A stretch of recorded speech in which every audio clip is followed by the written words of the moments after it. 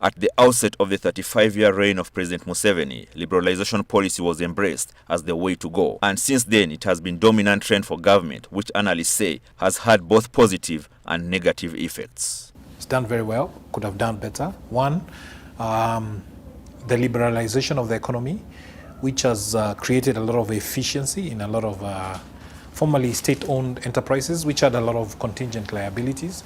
This has come at the cost of economic sovereignty, particularly in some subsectors of the financial sector, like the banking sector. We don't have any Ugandan bank. Government has left development or the economy to the private sector. Yet the private sector is also really weak. Subsequently, after privatization and the resultant realization that the private sector-led growth at 100% could not deliver the desired growth and development, the World Bank and the IMF position that the government gets out of business began to be slowly reversed with the reintroduction of the likes of Uganda Development Bank and the Uganda Development Corporation. Government has come back into development, but half-heartedly. It has come into UDB. We see it has put money in UDB. But when you look at that money which has been put in UDB, the normal, the common SMEs, small and medium enterprises, they can't afford that money. UDB did not receive any bailout. I need to make it clear. This is not a charity organization. This is not a charity bank. Therefore, it should just go giving out grants, etandikwa. In an attempt to prop up those who cannot access Uganda Development Bank direct funding through community groups, resulted into the government inserting itself into the financial private sector funding in what is now called the MUSEVeni.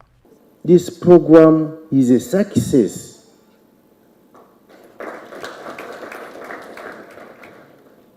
But the mafias are punching holes into this program.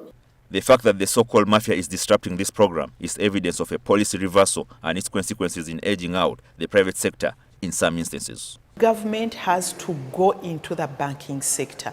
There was some discussions around reviving UCB, the Uganda Commercial Bank.